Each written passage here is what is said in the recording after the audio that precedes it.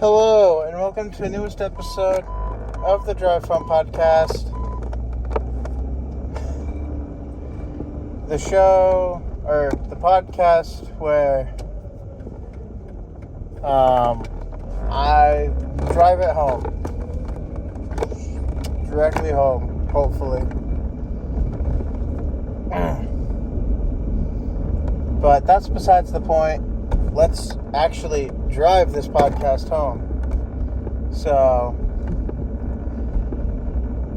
I think I'm going to call the place that I want to get an interview at tomorrow for a new job. I'll have to change the name of this podcast or figure something else out. Maybe I'll have to move farther away from my work, my new work, if I actually get to work there.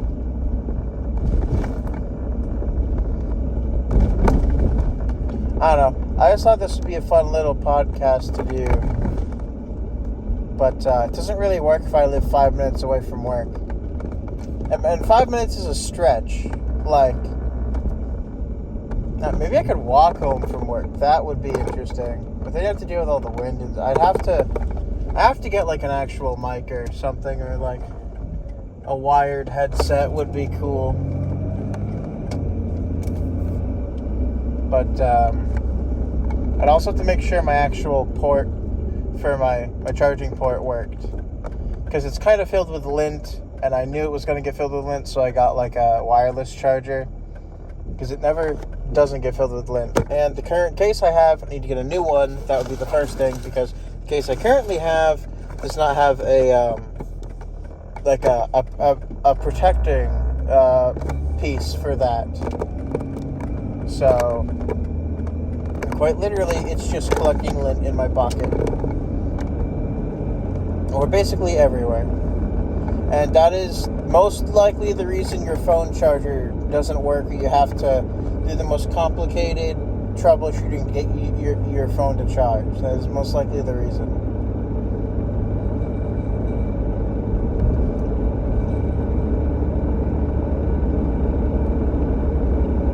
But, so, I've become obsessed with something new, I guess. A new game. Yes, I think it's new. I don't know, it's really fun, and I really like it, and I heard about it on the Sharkable podcast. So, you've probably, if you listen to that podcast, which if you haven't, why aren't you? I'm not a part of it, but you should listen to it. It's great. It's Markiplier, Wade, also known as Lord Minion 777, and Bob Myskins, I think. That's how he says his last name. So I hope it is. If it's not, then I goofed, but I don't know. Anyway, Wade's loving it, and Mark's first video on it came out. I want to watch it because apparently Mark did horrendous at it. Well, not horrendous, but he spent like a long time trying to figure out a specific thing. And, I mean, if you're going to play the game for yourself, I wouldn't watch, because apparently everything is sort of the same in a sense. Like, all of the, like, it's linear. Well, it's not linear. It's a roguelite, right? It's a roguelite where you kind of have to like build. So you have a specific number of rooms you can enter repeatedly. I guess you have like 50 a day, and you can increase it by finding like food or whatever, or you can build bedrooms to give you additional rest points. Or like walking points, but you have like 50 steps, relatively speaking. And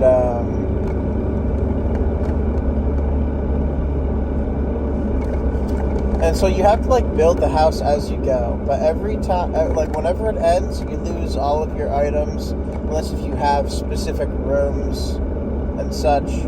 Everything gets reset, except for certain permanent upgrades, which are very specific.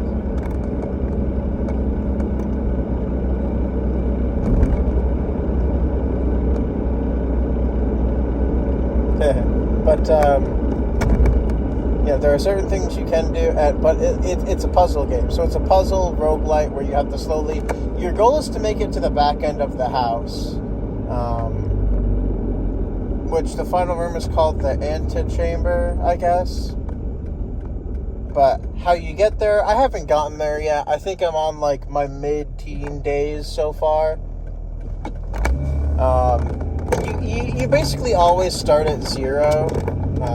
You have no items, and like you draft each room, and it creates that room. But you have like 3 selections at once, and you don't get to choose what they are. They cycle between what you have access to, and what would, I guess, make sense. I guess, like if you're at a corner, you're not going to get like a 4-way intersection, But you could get like an end room, right? Like like a walk-in closet or a bathroom or something.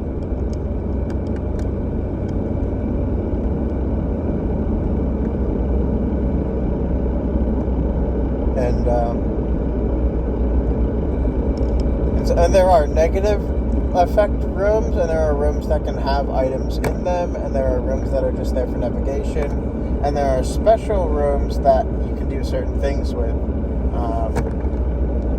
It's very interesting. It's free on Game Pass, and I don't know how much it actually costs,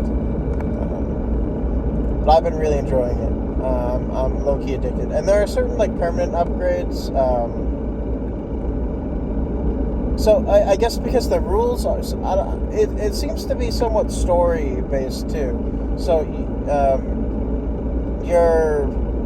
somebody, I think your uncle or something died, and he left you the estate in his will, but you have to follow rules. You can't stay the night in the mansion or on the property or something. I don't really remember the specificness of it. Which I call the mansion because it's kind of large. So far, I haven't come across any like 2-sized rooms. Like it's just 1 block or 1 square-sized rooms, which is fine. But there's plenty of things. So there's a coat check room. So it's all procedurally generated, and you can choose 3 rooms whenever you open up a menu. Now, you could get a real crappy set of rooms, and that would suck. And at some point, you'll have to end your day early, because you'll just not get the rooms that you need.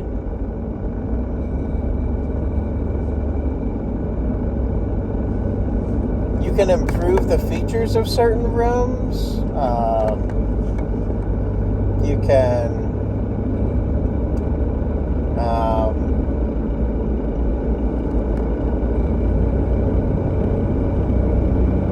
you can eventually get, I wouldn't call it a shortcut, but you can get like a bonus room type area. So if you can get the garage to work, you can, and if you have a key card, and if you can if you can build a breaker, you can open up the garage door, and it will let you go out of the house. Minor spoilers, I guess, but it's a couple of things. So the garage can only be built on the left side of the house, it's a 1 block, so it has to be built at the leftmost point. It's a 5 wide house, but it's like, I don't know, like 10 or 11 long or something. It's quite long. So every time you enter a room, you lose 1 energy, I guess you could say.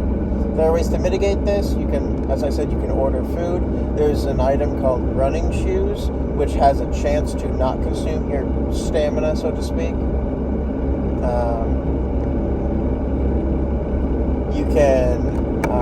You can make bedrooms and stuff. There's making bedrooms allows you to have more energy, kind of. There's a there's an energy preserver kind of thing, I think. I don't know. And there are a bunch of different rooms that can affect different places. Some of them will stay affected or effective throughout the run, or throughout multiple runs, but sometimes you'll have to resummon a room every time. Like, to get the garage to work, you have to summon the breaker in the same run. But you can summon in the garage whenever, because you get 3 keys from it. But if you get the car keys, you can get a little bit of car lore and some items. It's pretty cool.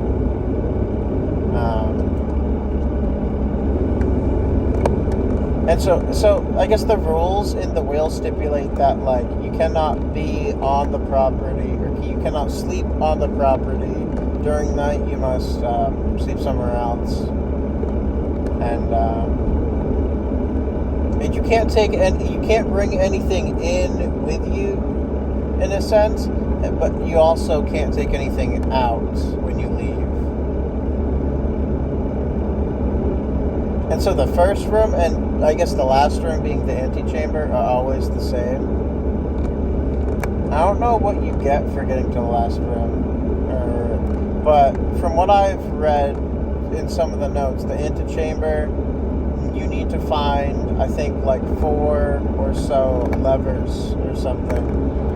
You need to hit them. There's also a secret garden. I have the ticket for it. There's some interesting tips, I guess, is what I want to say. The observatory is a good build. The interacting with it, you kind of have to figure it out, but interacting with it can give you random additional buffs each day, or each time you summon it, in a sense. And then red rooms are mostly bad. You can mitigate the effects of red rooms usually with the breaker, or the breaker room, I guess.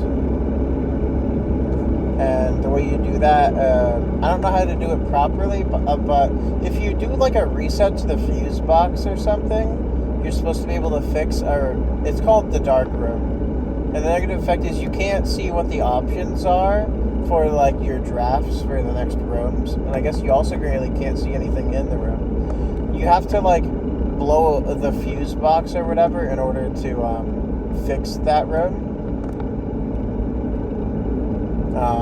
The bathroom is also one, but the bathroom is sort of like just a completely useless room, in my opinion. There's nothing wrong with it, but it's a one-door room, so you can't use it to go forward. You can just spawn it in, and the only time I spawned one in, there wasn't anything in there. Rooms can also have multiple colors.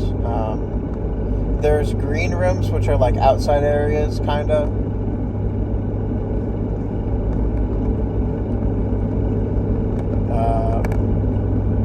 There are like purple rooms, which are bedrooms, which will help you with sleep-related things, or like energy-related things. There's lots of lore. 2 good items to pick up, in my opinion. Generic items, I guess. Magnifying glass, and what was the other one?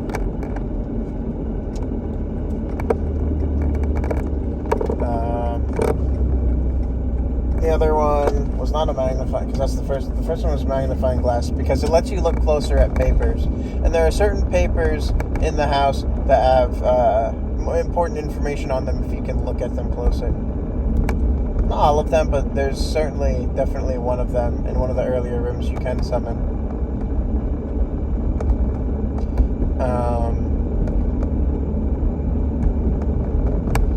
And the game recommends you keep like a piece of paper or some kind of like a journal on you or something to write down the information in, because the information is the same throughout all the runs.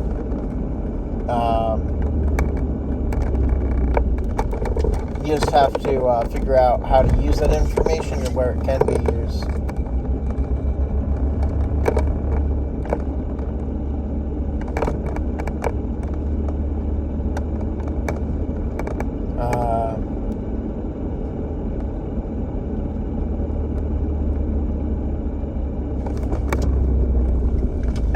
So there's no way to collect things when you come in the next day because it resets every different day.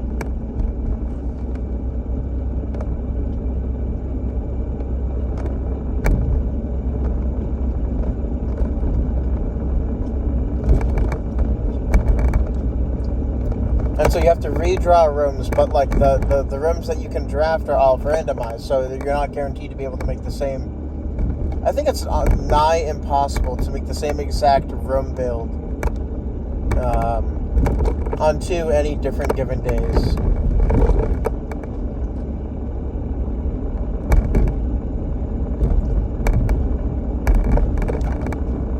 You can only so there's a code check area that you can essentially check one item from your runs into it. So there are kind of like currency items. So there are keys to unlock doors, which some doors are locked. The further in you go, the more likely doors are to be locked. And then some doors can be guaranteed to be locked or whatever.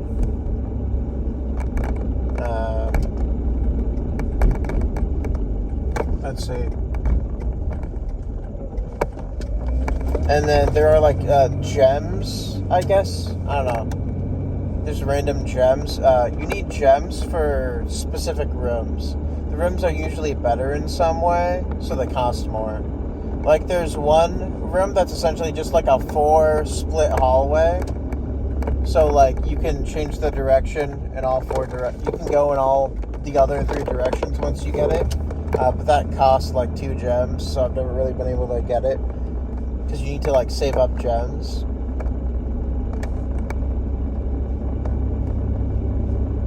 But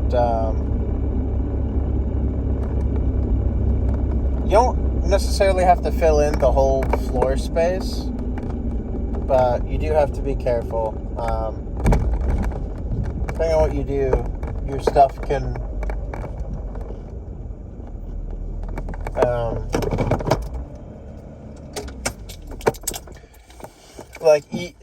if you complete your floor early, if you get really unlucky and the only options you have end where you can build, that sucks, and you'll have to end your run early if you can't do anything else. But since you can't keep anything, there's always the ability to run around and try to do random stuff or check for things. Security room is a good room. It can tell you how many items there are laying around the house and also has some important information in there. And some other things you can do.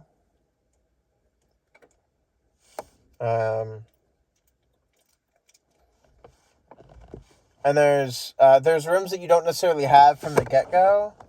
You can find a couple specific rooms to there's like one room that you can use to get those alternate rooms. But you have to get you have to go to the room each time. There is a room called the freezer, which allows you to keep like your coins and gems for the next day or something. But I think you'd have to summon the freezer room as well to get it. So there's a chance that you'll just get unlucky. Because as far as the freezer room's relatively rare. It's only occurred twice, and I needed that. And it's occurred relatively. I think it occurred early, but I didn't want to use it at the time because I didn't know if I'd need it or not. And then the second time it showed up, it was too late into the run, and I had to use a room that would lead to another area, but the freezer is a dead end. So anyway, there are cool rooms, and it's an interesting game. There's story to it. You're a specific character that exists, I guess. And that's all I really have for you this time. But the name of the game is Blueprints. So it kind of sounds like blueprints, like, the blue diagram that tells you how to build a building, but it's blueprints like prince of a country or something. Like the son of the king, I guess. That's all I got. But I hope you enjoyed this episode of the Drive Fun Podcast. If you did, please leave it a like. If you didn't, you don't have to. I hope you all have a great next 24 hours. And as of course, I hope to see you next time I drive this podcast home. See you in the next one. Bye.